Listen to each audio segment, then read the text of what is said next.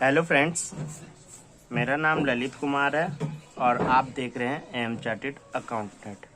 मैं इस चैनल पे सीए से रिलेटेड सारी अपडेट्स डालता रहता हूँ और साथ ही साथ इस चैनल पे धीरे धीरे सीए की लेक्चर्स डलती रहती हैं और आगे तक डलती रहेंगी। अगर आप हमारे चैनल पर नए हो तो हमारे चैनल को सब्सक्राइब कर लें, जिससे कि कोई भी अपडेट आपसे मिस ना हो। तो ज़्यादा टाइम वेस्ट ना करते हुए हम आज के लिए टॉपिक पे चलते हैं। आज का टॉपिक है हमारा कंसाइनमेंट, जो कि 10 मार्क्स के लिए कवर होता है।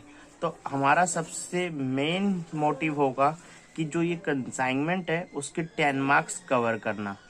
तो सबसे पहले हम इस कंसाइनमेंट को समझेंगे, फिर इसके बाद हम अकाउंट के थ्रू हम इसको समझेंगे और फिर कंसाइनमेंट क्यों करा जाता है हम ये भी इसके अंदर देखने वाले हैं। तो सबसे पहले हमें क्या करना है, सबसे पहले हमें कंसाइनमेंट का मतलब समझना है। तो कंसाइनमेंट का मतलब क्या होता है तो वो हम समझते हैं। तो सबसे पहले आप अपनी कॉपी और पेंसिल या पेन लेकर बैठे, जिससे कि आप अपने नोट्स भी साथ के साथ बनाते जाएं और समझते जाएं। तो यहाँ पे मैंने अपनी एक कॉपी ले ली है और यहाँ पे अब हम कंसाइनमेंट करेंगे। तो यहाँ पे कंसाइनमेंट कर रहे हैं हम। यहाँ पे मैंने कंसाइनमेंट का टॉपिक लिख लिया, जो कि हमारा कितने मार्क्स के लिए कवर है, जो कि हमारा 10 मार्क्स के लिए कवर होता है। ठीक है, कंसाइनमेंट होता क्या है और ये बनाने की ज़रूरत क्यों पड़ती है, ये अकाउंट हमें बनाने की ज़रूरत क्यों पड़ती है। मान लो यहाँ पे मिस्टर ए है, जो कि दिल्ली के हैं और उनका बिजनेस है मिल्क का, और वो चाहते हैं कि उनका जो ये मिल्क का बिजनेस है वो मुंबई में भी फैल जाए। तो वो मुंबई में उस बिजनेस को फैलाने के लिए वो किसी एक पर्सन को हायर करते हैं, क्योंकि वो दिल्ली से मुंबई मिल्क बेचने तो जाएंगे नहीं। तो वो क्या करते हैं कि वहाँ पे एक जो मिस्टर बी है उसको हायर करते हैं, जो कि वो मुंबई का ही होता है, और वो उनसे बोलते हैं कि वो इनके गुड्स बेचे, मतलब दूध बेचे। ठीक है, अब मिस्टर बी दूध क्यों बेचेगा, क्योंकि मिस्टर बी को मिलेगा कमीशन, जिसके कारण मिस्टर बी उसके गुड्स बेचेगा। तो इस केस में हमारा जो ये मिस्टर ए है ये होता है कंसाइनर और बी होता है हमारा कंसाइनी। ठीक है, और ये जो गुड्स ट्रांसफर हो रहे हैं मिस्टर बी के पास, इसको बोलते हैं हम गुड्स कंसाइन।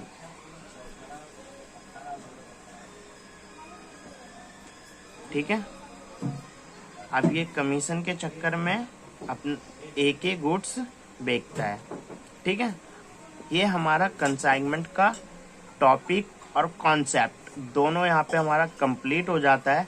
अब मेन बात यहाँ पे ये आती है कि हमें अकाउंट कैसे बनाना है। अकाउंट बनाने के लिए अब सबसे पहले हमें कुछ बातों को यहाँ पे पढ़ना है और उसके बाद हम अकाउंट पे चलेंगे। तो सबसे पहले आप अपनी बुक पे आ जाइए।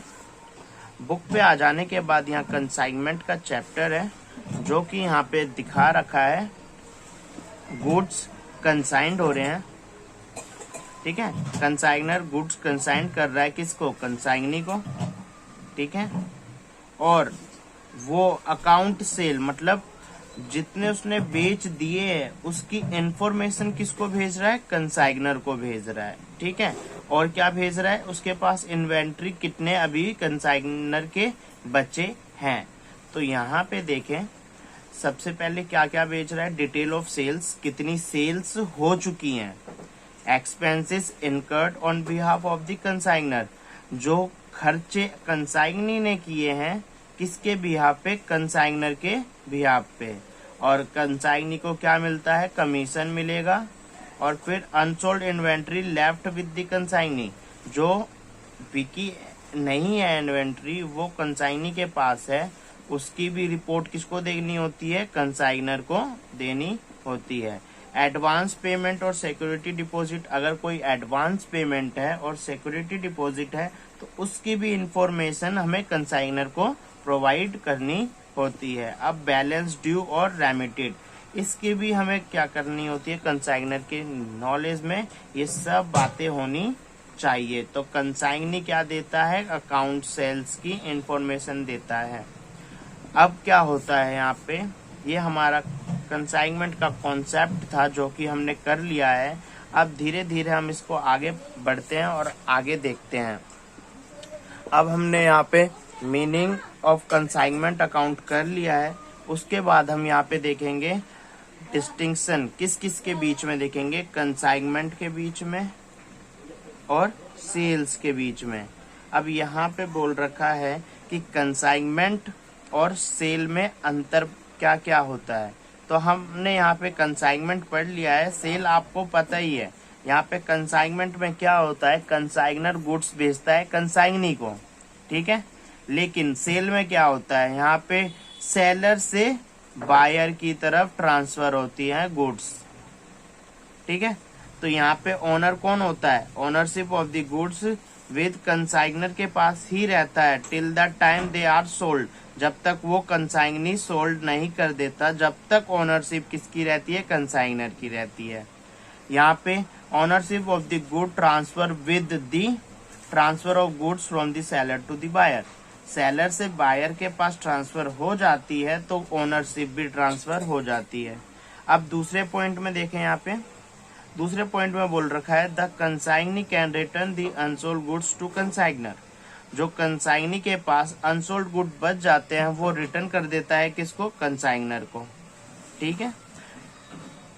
लेकिन सेल में क्या होता है, अगर सेलर ने बायर को गुड्स सोल्ड कर दिए हैं, अगर बायर को रिटर्न करवाना है तो वो सेलर के डिपेंड है। सेलर अगर एग्री है तो वापस हो जाएंगे, रिटर्न हो जाएंगे, वरना रिटर्न नहीं होंगे। पढ़ते हैं, goods sold are the property of the buyer and can be return only if the seller agree, seller agree होता है तो रिटर्न होंगे वरना नहीं होंगे। अब हम यहाँ पे थर्ड पॉइंट पढ़ेंगे। थर्ड पॉइंट में बोल रखा है कंसाइनर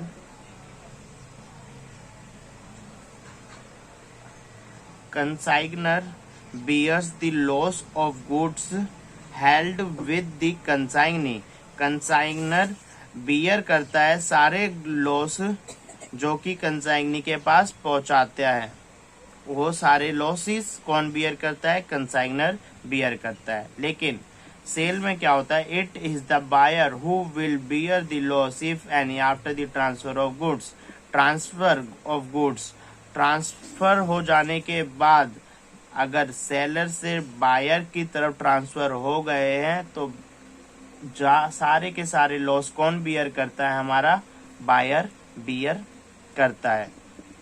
अब हम यहाँ पे आ जाते हैं अपने फोर्थ पॉइंट पे। फोर्थ पॉइंट में बोल रखा है the relationship between the consignor and the consignee is that of a principal and agent. यहाँ पे कंसाइनर और कंसाइनी के बीच में एक रिलेशनशिप है जो कि हमारा प्रिंसिपल और एजेंट का होता है।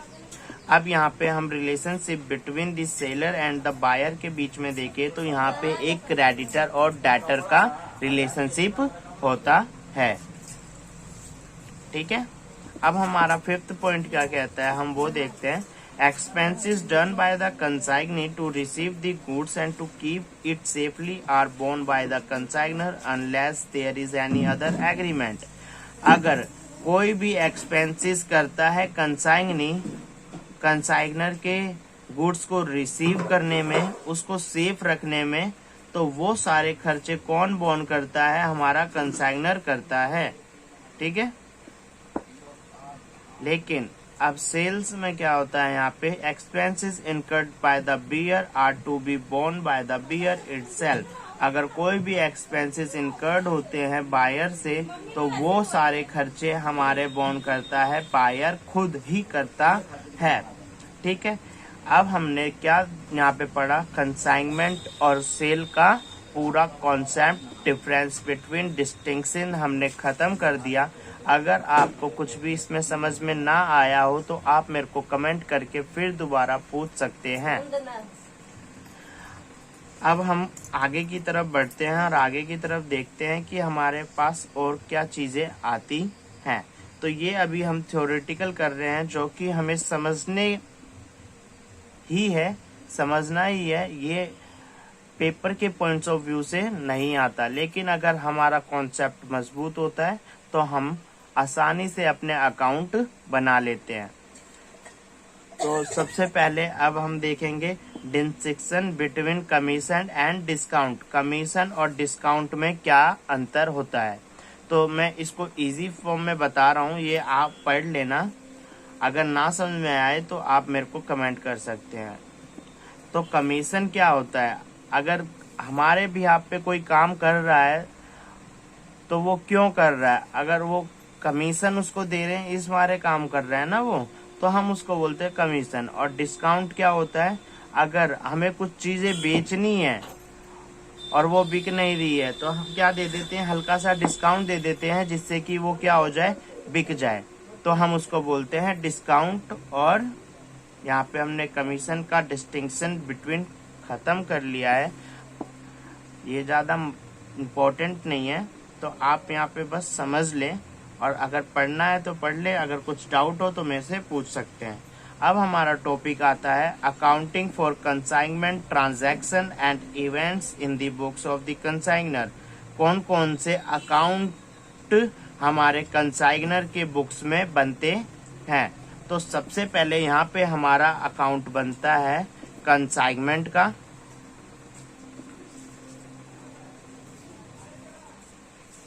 हमारा यहाँ पे पहला अकाउंट बनता है कंसाइनमेंट अकाउंट, और दूसरा हमारा यहाँ पे बनता है, कंसाइनी अकाउंट बनता है। कौन सा अकाउंट बनता है, दूसरा कंसाइनी अकाउंट। ठीक है, कंसाइनर की बुक में कौन कौन सी बुक्स बनती हैं, एक कंसाइनमेंट अकाउंट और एक कंसाइनी अकाउंट बनते हैं। ये सब आपको पढ़ लेना है। इसके अंदर सबसे पहले हमें क्या करना है, इन्होंने तो पहले जर्नल एंट्री से आपको समझाया है। तो मेरा मानना है कि जर्नल एंट्री से बहुत मुश्किल होता है, वैसे तो मुश्किल नहीं होता, लेकिन जिस तरह से मेरे को लग रहा है कि आप जल्दी सीख सकते हैं, मैं उस तरीके से सिखा रहा हूँ। तो सबसे पहले हम अकाउंट को देखेंगे और फिर उस हिसाब से जर्नल एंट्री को देखने वाले हैं यहाँ पे। तो सबसे पहले यहाँ पे अब हम क्या करेंगे, सबसे पहले हमारा ये सब आ गया है। उसके बाद हमारा क्या आता है, उसके बाद आता है valuation of inventories. Valuation of inventories, जो इन्वेंट्री कंसाइनी के पास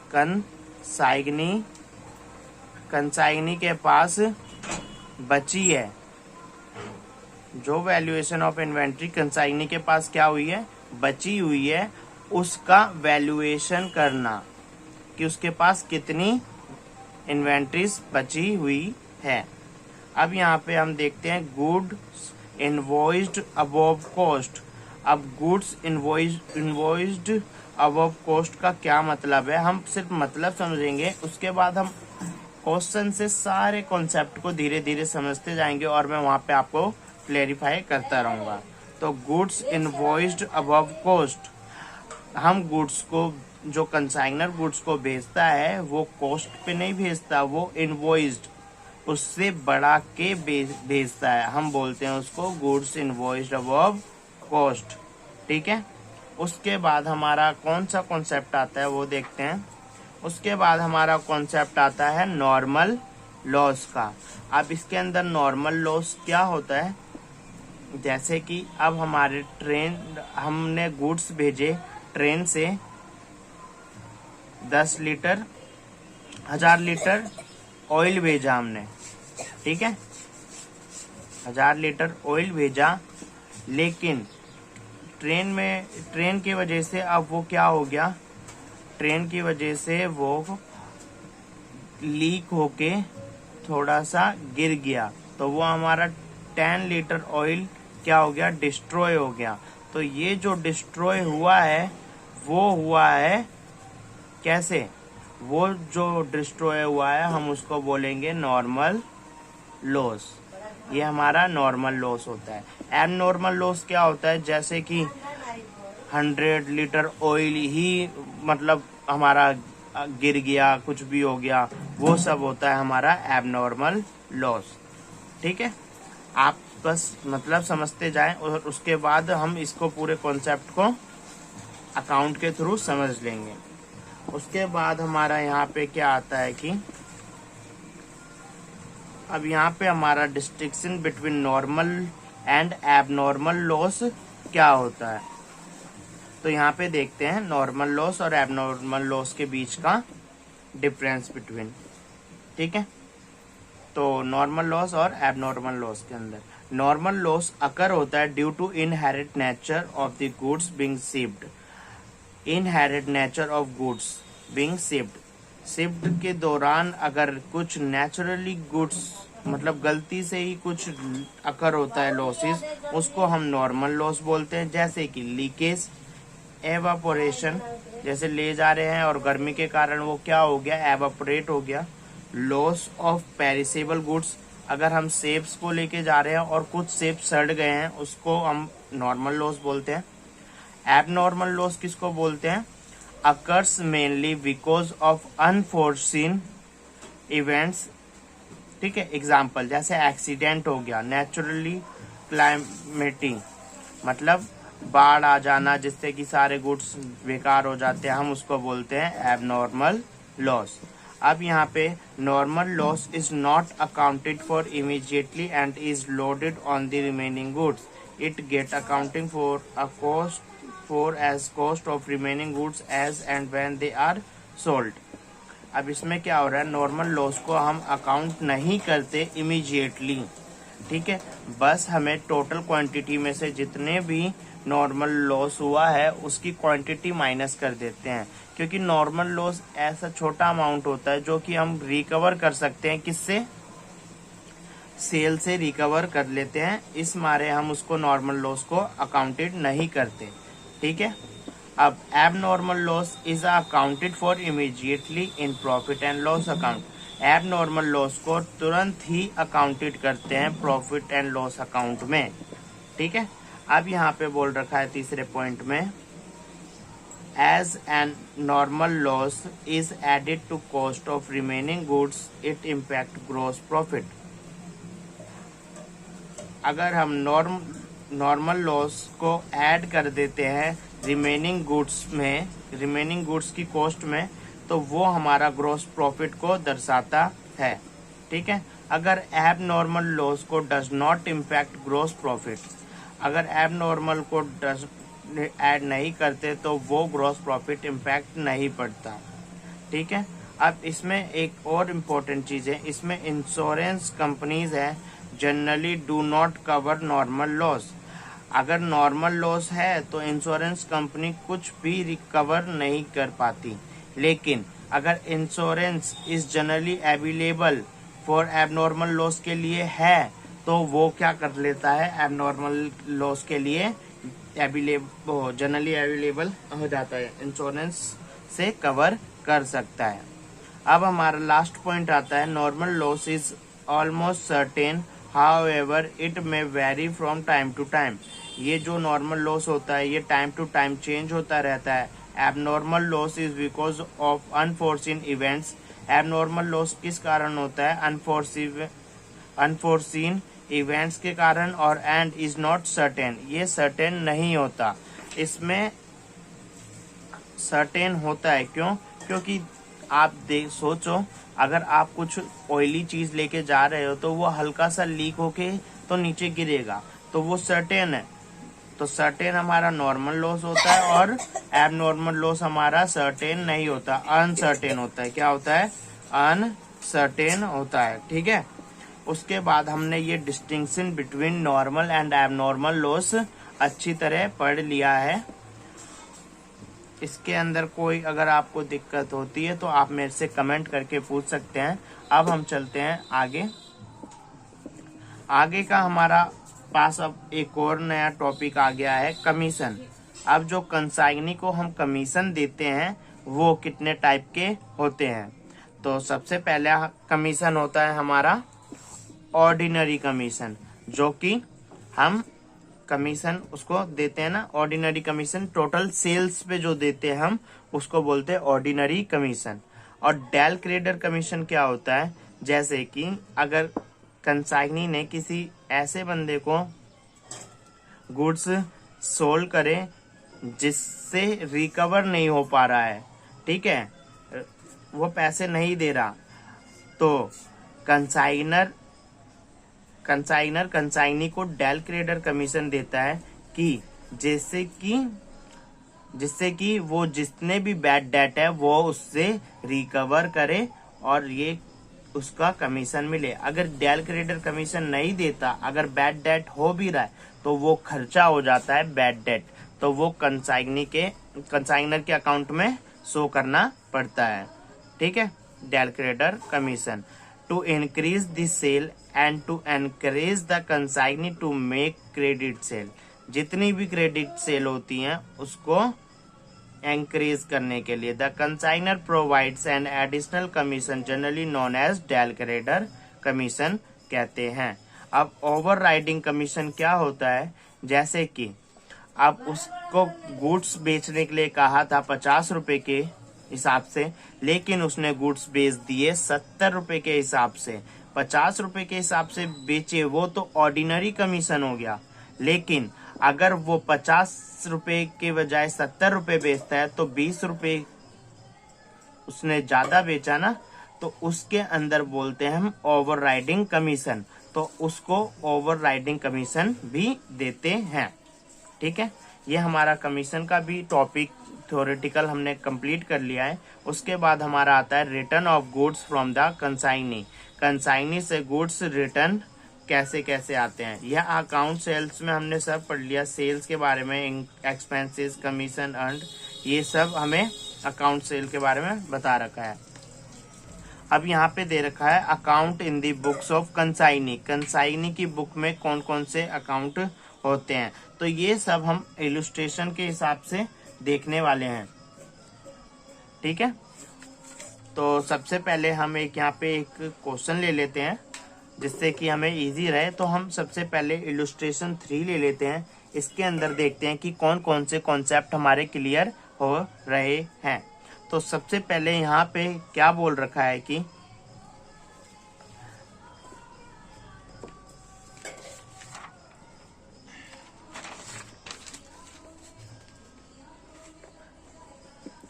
यहाँ पे बोल रखा है हमें miss Rakhi consigned 1000 radio set costing ₹900 each. Miss Rakhi ने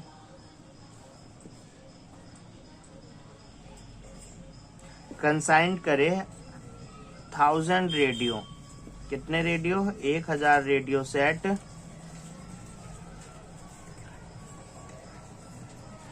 रेडियो सेट्स क्या करें, कंसाइन करे, कितने रुपए पर, 900 ईच पर, ठीक है। किसको करे, टू मिस गीता को। यहाँ पे लिख देंगे हम मिस गीता। पहले पूरा कॉन्सेप्ट हम कॉपी पे छापेंगे और फिर अकाउंट बनाएंगे।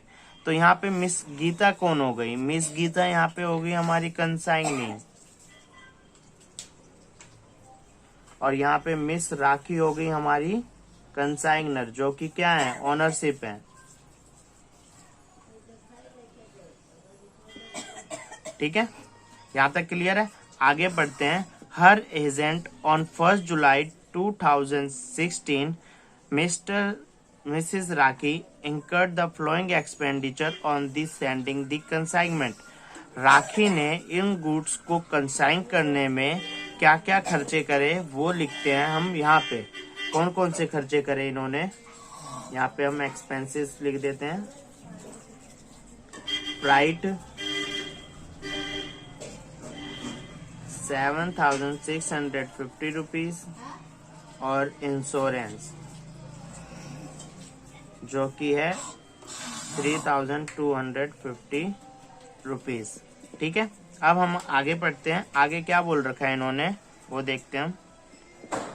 आगे बोल रखा है Mrs Geeta received the delivery of 950 radio set and account sale dated 13 November showed that the 750 sets were sold. अब उसके पास किसने पहुंचे गुड्स? उसके पास रिसीव्ड हो गए 950 रेडियो सेट, क्या हो गए? रिसीव हो गए।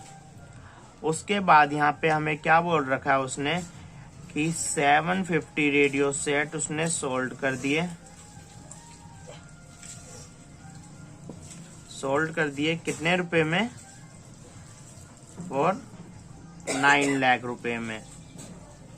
ठीक है, और मिस गीता इंकर्ड, इतना खर्चा आया उसका। कितना खर्चा आया? यहाँ पे खर्चा लिख देंगे उसका। एक्सपेंसेस कितने हो गए उसके पास? नाम से लिखेंगे कैरियाज 10,500 रुपए। ठीक है, यहाँ तक क्लियर है? क्लियर है तो हम आगे चलते हैं। आगे क्या बोल रखा है? Miss Geeta was entitle to commission 6%। Commission कितना मिल रहा है इसको? 6% उसको कमीशन मिल रहा है। Affected by her she incurred expenses amount ₹2 इतना for repairing and damages radio set remaining in the inventory. उसने कुछ एक्सपेंसेस और करे जो कि क्या है? रिपेयरिंग पे करे हैं। तो यहाँ पे हम रिपेयरिंग लिख देते हैं। कितने करें? 2,500 रुपए। आगे बोल रखा है miss rakhi lodges a claim with the insurance company. Insurance company से उसके पास कितने रुपए आते हैं? 35,000 आते हैं। So the consignment account and miss Geeta account in the books of Mrs Rakhi. Consignment account बनाना है और हमें बनाना है मिस राखी के बुक में गीता का भी अकाउंट हमें बनाना है। तो यहाँ पे इंश्योरेंस क्लेम लिख देते हैं। यहाँ पे इंश्योरेंस क्लेम कितना मिला है हमें? इंश्योरेंस क्लेम मिला है हमें यहाँ पे 35,000 रुपीज। ठीक है, ये जितनी भी हमें क्वेश्चन में जो चीजें गिवन थी हमने यहाँ पे लिख दी है। अब यहाँ पे लिखने के बाद हम अपना कंसाइनमेंट अकाउंट बनाएंगे। कंसाइनमेंट अकाउंट अपना यहाँ पे बनाने जा रहे हैं। तो यहाँ पे कंसाइनमेंट अकाउंट बनाने के लिए सबसे पहले हमें अकाउंट बनाना होगा। तो यहाँ पे हम अपना अकाउंट बनाते हैं। सबसे पहले यहाँ पे हम किसकी बुक में बना रहे हैं तो वो लिखेंगे इन दी बुक्स ऑफ मिस राखी की बुक में बना रहे हैं। तो हमने यहाँ पे राखी का नाम लिख लिया। क्या अकाउंट बना रहे हैं हम वो लिख लेंगे। अब कंसाइनमेंट अकाउंट बना रहे हैं सबसे पहले। कंसाइनमेंट अकाउंट, ठीक है, कंसाइनमेंट अकाउंट यहाँ पे हम बना रहे हैं अपना।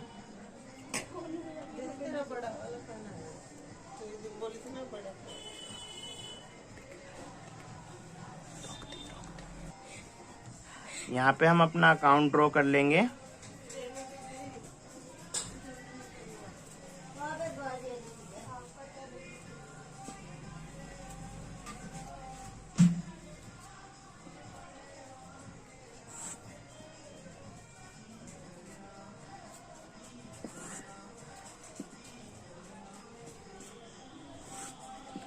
यहाँ पे हमने अपना अकाउंट ड्रॉ कर लिया है। यहाँ पे हमारा आ जाएगा पर्टिकुलर्स, यहाँ पे अमाउंट, यहाँ पे भी पर्टिकुलर्स आ जाएगा और फिर यहाँ पे आ जाएगा हमारा अमाउंट। तो सबसे पहले हमारा क्या हुआ था, अब हम उस कॉन्सेप्ट पे चलते हैं। मिस राखी ने मिस गीता को कंसाइंड करा था कितने? 1,000 रेडियो सेट कंसाइंड करे थे। कितने रुपए के हिसाब से? 900 ईच के हिसाब से। तो जितने भी गुड्स कंसाइंड करे हैं तो यहाँ पे लिखेंगे हम to goods sent on consignment account. ठीक है, कितने भेजे थे, 1000 भेजे थे 900 के हिसाब से, तो ये टोटल अमाउंट हमारा हो जाता है 9 लाख। तो हम यहाँ पे 9 लाख लिख देते हैं।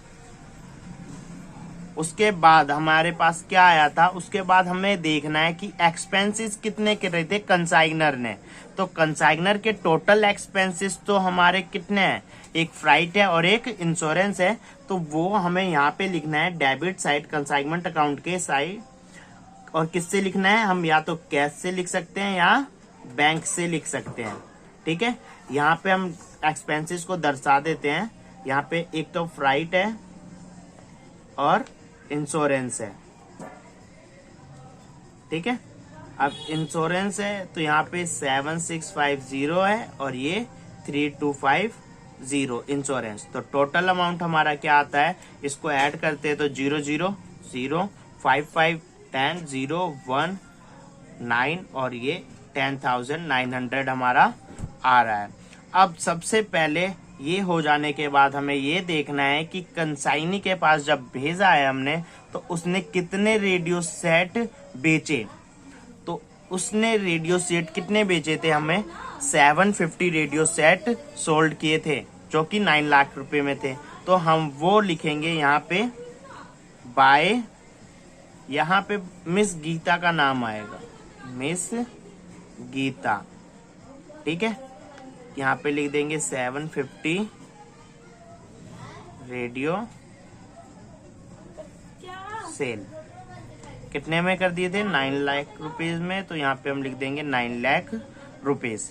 ठीक है, उसके बाद हमें क्या करना है कि सबसे पहले अब हमें यहाँ पे ये देखना है कि उसने एक्सपेंसेस कहाँ कहाँ किए, कंसाइनी ने एक्सपेंसेस कहाँ किए। तो कंसाइनी ने 2 जगह एक्सपेंसेस किए, एक तो कैरियाज पे किया और एक रिपेयरिंग पे किया। तो ये जो एक्सपेंसेस है ये हमारा डेबिट साइड ही आएगा कंसाइनमेंट अकाउंट के, लेकिन किसके नाम आएगा, मिस गीता के नाम से आ जाएगा। तो अब यहाँ पे लिख देंगे हम, यहाँ पे कैरियाज और रिपेयरिंग।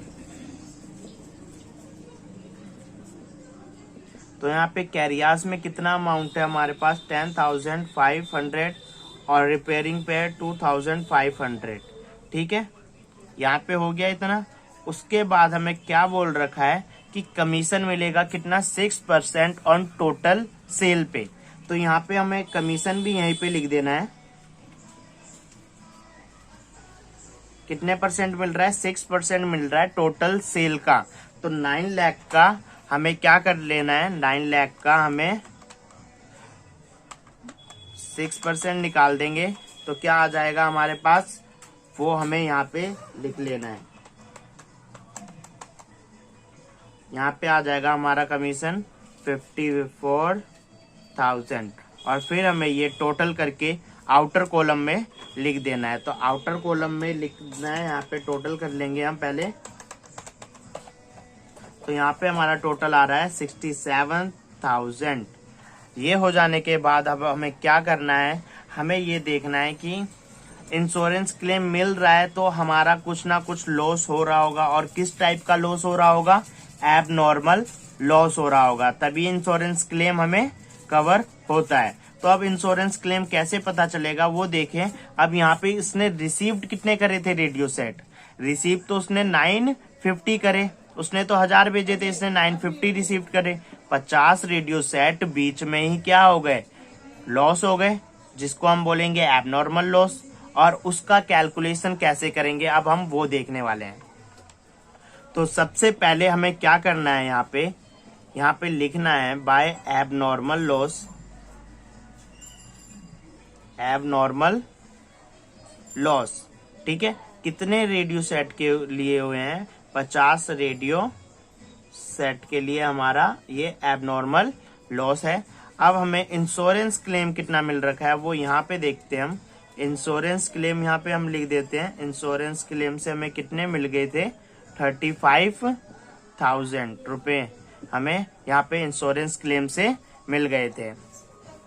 अब हमें क्या करना है कि अब हमें इसके अंदर सबसे पहले एबनॉर्मल लॉस कैलकुलेट करना है, एक एबनॉर्मल लॉस कैलकुलेट करना है। अब देखो यहाँ पे एक चीज दिखने को दिख रही होगी आपको, एक 1000 हमने गुड्स क्या करे थे, भेजे थे, कंसाइन करे थे, जिसमें से 750 तो क्या हो गए, सोल्ड कर दिए, और 50 रेडियो सेट एबनॉर्मल लॉस हो गए। लेकिन अब कितने गुड्स बचे, 200 रेडियो सेट बचे कंसाइनी के पास। तो वो कंसाइनी उसका भी वैल्यूएशन करेगा कि उसके पास कितने रुपए का इन्वेंट्रीज बची है। तो यहाँ पे हम लिखेंगे बाय क्लोजिंग इन्वेंट्री, ठीक है, बाय क्लोजिंग इन्वेंट्री। अब यहाँ पे कितने उसके पास रेडियो सेट बच गए, तो हमें यहाँ पे क्लोजिंग इन्वेंट्री निकालना है 200 रेडियो सेट के लिए। तो सबसे पहले अब हमें यहाँ पे क्या करना होगा कि दो चीज कैलकुलेट करनी है। तो एबनॉर्मल लॉस कैलकुलेट करनी है और एक क्लोजिंग इन्वेंट्री हमें कैलकुलेट करनी है। तो मैं आपको सबसे पहले यहाँ पे एबनॉर्मल लॉस कैलकुलेट करना सिखाऊंगा और फिर क्लोजिंग इन्वेंट्री सिखाऊंगा। तो यहाँ पे सबसे पहले देखते हैं हम एबनॉर्मल लॉस, ठीक है। एबनॉर्मल लॉस कैलकुलेट करने के लिए अब हमें यहाँ पे क्या करना होगा, तो सबसे पहले हमें यहाँ पे मैं आपको फॉर्मूला दिखा देता हूँ, फिर उसके बाद हम यहाँ पे कैलकुलेट करते हैं। तो यहाँ पे सबसे पहले हमारा, यहाँ पे हमने कहाँ पे पढ़ा था, यहाँ पे हमने एबनॉर्मल लॉस पढ़ा था, ये रहा एबनॉर्मल लॉस, ठीक है। एबनॉर्मल लॉस हमने यहाँ पे पढ़ा था, इसका फॉर्मूला तो यहाँ पे नहीं गिवन है, कोई नहीं, हम अपना खुद से कर लेते हैं। यहाँ पे देखते हैं abnormal loss. Abnormal loss calculate करने के लिए सबसे पहले हमने कितने गुड्स कंसाइन करे थे वो पता होना चाहिए। तो हमने 1000 गुड्स करे थे कंसाइन, है ना। तो सबसे पहले हमने कितने गुड्स कंसाइनर के पास भेजे, 1000 गुड्स भेजे। कितने के हिसाब से भेजे, 9 लाख रुपीस के भेजे थे, ठीक है। टोटल 9 लाख रुपीस के भेजे थे, ठीक है। अगर आप कोई भी चीज खरीदते हो, जैसे कि मैंने 10 रुपए का पेन खरीदा और मुझे वो लाने में किराया भी लगा 5 रुपए का, तो वो पेन की कॉस्ट कितनी हो जाती थी, 15 हो जाती थी। इससे आपने क्या देखा कि जो कंसाइनर के खर्चे हैं वो भी इसके अंदर जुड़ जाएंगे। तो कंसाइनर के खर्चे कितने हैं, कंसाइनर के हमारे पास दो खर्चे थे, एक तो 7650 का और एक 3250 का, ठीक है, ठीक है। ये दोनों हमारे खर्चे हैं। अब यहाँ पे हमारे पास क्या देखने को मिलता है कि जो हमारा नॉन रिकरिंग एक्सपेंसेस होता है, नॉन रिकरिंग एक्सपेंसेस जो होते हैं, हम बस उन्हें ही इंक्लूड करते हैं, ठीक है। अब ये नॉन रिकरिंग एक्सपेंसेस होते क्या है, अब हम वो देखते हैं। जैसे कि फ्राइट, उसने भाड़ा लगाया भेजने के लिए मिस गीता के पास, तो उसने एक बार ही करा होगा ये काम कि 2 बार करा होगा, कि यहाँ से यही भेज दे फिर वहां से वो भेज दे, तो उसने फ्राइट एक ही बार दी होगी। तो ये हमारा नॉन रिकरिंग एक्सपेंसेस है, ये बार बार रिकरिंग नहीं है, रिकर नहीं हो रहा, दोबारा नहीं हो रहा। इंश्योरेंस भी एक बार ही कराएगा, तो ये भी हमारा नॉन रिकरिंग एक्सपेंसेस है, ठीक है। आगे की वीडियो में हम ये देखेंगे कि अगर यहाँ पे कौन कौन से नॉन रिकरिंग एक्सपेंसेस है और कौन कौन से रिकरिंग एक्सपेंसेस है। वैसे तो मैंने आपको मतलब यहाँ पे समझा दिया है नॉन रिकरिंग एक्सपेंसेस क्या होते हैं और रिकरिंग एक्सपेंसेस क्या होते हैं। नॉन रिकरिंग जो बार बार रिपीट ना हो और रिकरिंग जो बार बार रिपीट हो, जैसे कि गोडाउन का रेंट भरना, अगर गुड सोल्ड नहीं हुए, टोटल गुड सोल्ड नहीं हुए, तो जो गुड्स हम पे बच जाते हैं उसका रेंट हमें दोबारा देना पड़ेगा, तो वो क्या होता है, रिकरिंग एक्सपेंसेस, हमें बार बार करना पड़ता है। और सेलिंग एक्सपेंसेस है जो कि हमें बेचने के लिए बार बार करना पड़ता है, ये भी हमारा रिकरिंग एक्सपेंसेस है। तो ये हमारे दोनों ही क्या है, नॉन रिकरिंग एक्सपेंसेस है। तो ये हम यहाँ पे ऐड करके यहाँ पे लिख लेते हैं 10,900। तो हमारे 1000 रेडियो सेट की कीमत कितनी हो गई टोटल? 9,10,900। ठीक है, ये आ जाने के बाद हमें क्या करना है वो देखना है सबसे पहले। अब हमें निकालनी है कॉस्ट ऑफ 50 सेट्स। ठीक है, 50 सेट्स निकालने हैं। तो अब ये कैसे निकालेंगे हम वो देखना है। तो यहाँ पे सबसे पहले हमें क्या करना है कि यहाँ पे जो अमाउंट है, टोटल अमाउंट, उसको हमें ऊपर रखना है और 1000 से डिवाइड कर देंगे तो हमारे एक उसकी कीमत आ जाएगी, एक रेडियो सेट की कीमत आ जाएगी। लेकिन हमें 50 सेट की कॉस्ट निकालनी है तो हमें यहाँ पे 50 से मल्टीप्लाई कर देंगे। अब हम क्या करेंगे, इसको यहाँ पे करेंगे। अब हमें यहाँ पे इसको अमाउंट को कैलकुलेट कर लेना है। कैलकुलेट करने के लिए यहाँ पे देखो 10 से 10, ये भी इससे ये गया। अब सिंपली हम यहाँ पे मल्टीप्लाई कर लेंगे 9109 को 5 से। 5 9 जा 45, 5 और 5 9 जा 45। ये हमारा क्या आ गया, हमारा एबनॉर्मल लॉस आ गया। ठीक है, अब एक तरीका और होता है एबनॉर्मल लॉस निकालने का, वो मैं बता देता हूँ, वो फॉर्मूले से बता देता हूँ आपको। जैसे सबसे पहले हमें कॉस्ट ऑफ 50 रेडियो सेट निकाल लेना है। तो ये कैसे निकालेंगे वो देखना है। हमें एक कॉस्ट की कीमत दे रखी थी 900 रुपये, तो हमें 50 की निकालने के लिए क्या करना होगा, 50 से मल्टीप्लाई, 5 9 जा 45 और 300। ठीक है, ये आ जाने के बाद हम इसके अंदर ऐड कर देंगे क्या, इसके अंदर ऐड कर देंगे non recurring expenses of consignor.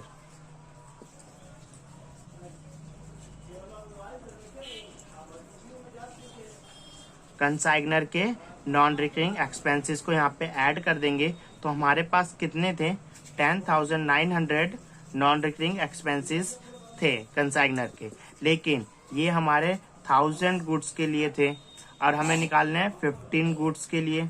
तो अब यहाँ पे हम इसको सोल्व कर लेते हैं। तो 0 से 0 कैंसिल, 0 से 0, इस 0 से इस 0 से 109 को 5 से मल्टीप्लाई करते हैं तो हमारा आता है 545 आता है। ठीक है, अब इस दोनों ही अमाउंट को हम जोड़ते हैं तो यहाँ पे हमारा क्या आ जाएगा, एबनॉर्मल लॉस आ जाएगा। एबनॉर्मल लॉस कितना आ जाएगा हमारे पास, यहाँ पे जोड़ेंगे तो 45,545। ठीक है, ये तो हमारा एबनॉर्मल लॉस आ गया, जिसमें से हम माइनस कर देंगे क्या, इंश्योरेंस क्लेम। इंश्योरेंस क्लेम हमें कितना मिला था, इंश्योरेंस क्लेम 35,000 हमें इंश्योरेंस क्लेम मिल गया था। माइनस करने के बाद हमारा एबनॉर्मल लॉस निकल जाएगा। तो 545 0 10,545 हमारा क्या हो जाएगा, एबनॉर्मल लॉस हो जाएगा, जो कि हम यहाँ पे लिख देंगे 10,545 एबनॉर्मल लॉस। यहाँ पे हम लिख देते हैं वर्किंग नोट फर्स्ट लिख देते हैं, जो कि हमारा यहाँ पे वर्किंग नोट फर्स्ट में हमने कर रखी है।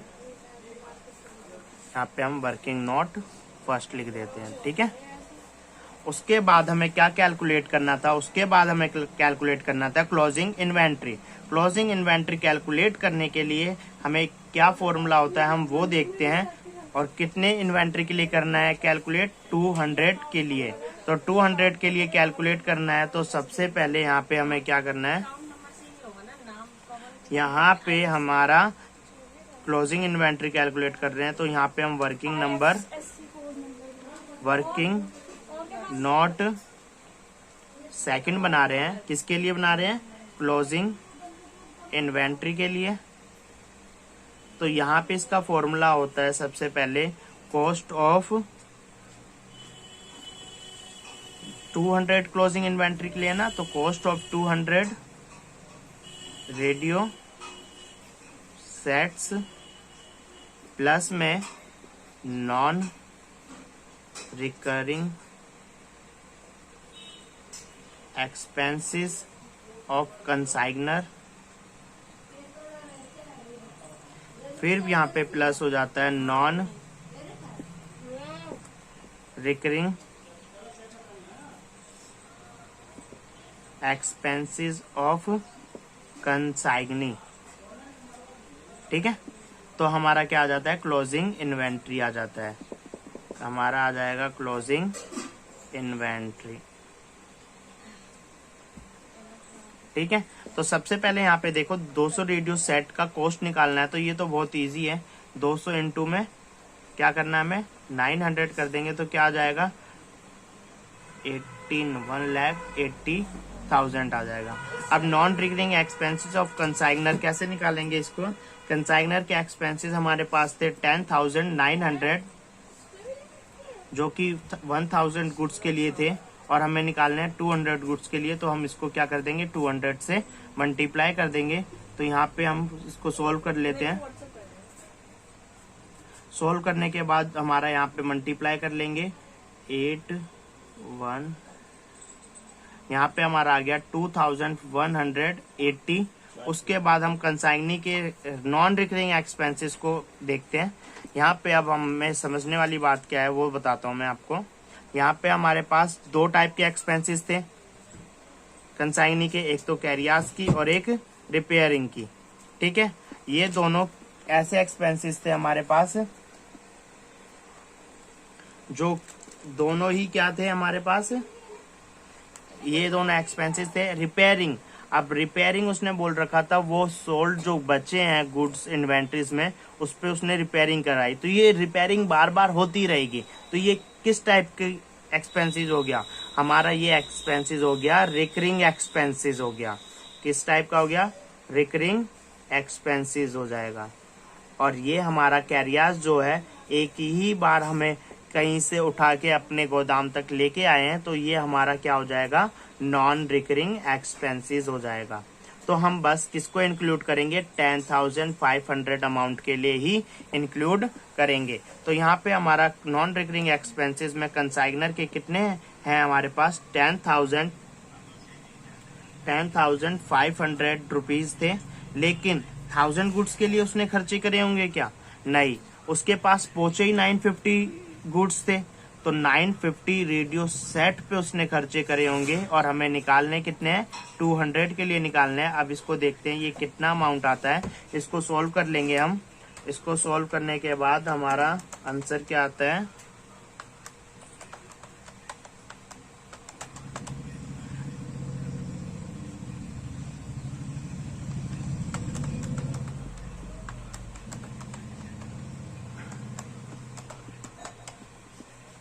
यहाँ पे हमारा आंसर आ जाता है 2211। ठीक है, अब हमारा यहाँ पे क्लोजिंग इन्वेंट्री निकल चुका है। हमें ये फॉर्मूला होता है और हमने क्लोजिंग इन्वेंट्री में ये तीनों चीजें कर ली है। कॉस्ट निकाल ली सबसे पहले 200 रेडियो सेट के लिए, फिर हमने यहाँ पे नॉन रिकरिंग और एक्सपेंसेस कंसाइनर के निकाल लिए, और फिर कंसाइनी के एक्सपेंसेस भी हमने यहाँ पे क्लियरली निकाल लिया। अब इन तीनों को हम ऐड करते हैं तो यहाँ पे हमारे पास आता है 1,84,391, जो कि हमारा क्या है, क्लोजिंग इन्वेंट्री है। तो ये हमारा क्लोजिंग इन्वेंट्री क्लियरली हमने यहाँ पे निकाल लिया है। अब यहाँ पे हम इसको लिख देते हैं 1,84,391। यहाँ पे हम ब्रैकेट में क्या लिख देंगे, वर्किंग नोट में हमने इसकी एक्सप्लेनेशन दे रखी है तो हमने वहां पे लिख दिया। अब हमारा ये क्वेश्चन यहाँ पे कंप्लीट हो जाता है। हमें सिंपली अब इसका बैलेंस निकाल लेना है। अब हमें यहाँ पे देखना है कि किस साइड हमारा ज्यादा है, तो इस साइड हमारा ज्यादा है, तो इस साइड का हम टोटल करते हैं तो हमारे पास आता है 11,29,936। अब यहाँ पे हम यहाँ पे भी वही अमाउंट लिख देंगे, और उसके बाद इस अमाउंट में से ये अमाउंट माइनस करने के बाद जो हमारा बचेगा वो यहाँ पे लिख देंगे, जो कि हमारा आ रहा है 1,50,036।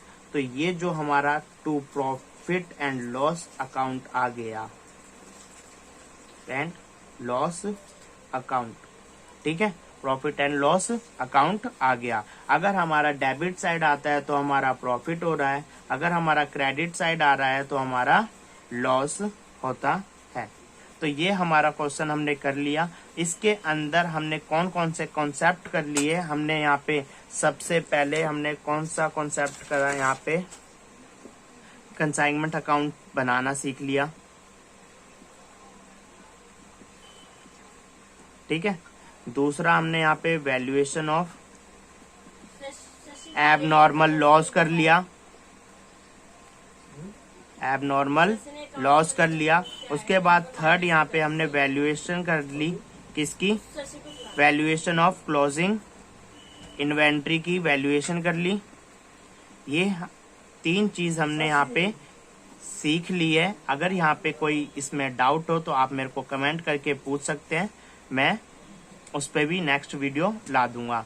अब हमारा यहाँ पे कंसाइग्नी अकाउंट बनाना था, जो कि हम बनाएंगे नेक्स्ट वीडियो में और करेंगे और अदर क्वेश्चन, प्रैक्टिकल क्वेश्चन, ठीक है, जिसके अंदर हमारे पास वैल्यूएशन ऑफ नॉर्मल लॉस उसके अंदर कवर हो जाएगा। और क्या कवर करना है हमें, वैल्यूएशन ऑफ लॉस कवर करना है और कमीशन कवर करना है, बैड डेट रिकवर कवर करना है, ये सब हम उसमें कवर करेंगे, ठीक है। और फिर सबसे पहले हम करेंगे जर्नल एंट्री से अब इसको कैसे करना है।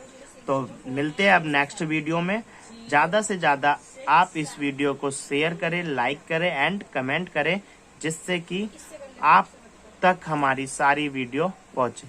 थैंक यू, मिलते हैं नेक्स्ट क्लास में, बाय बाय।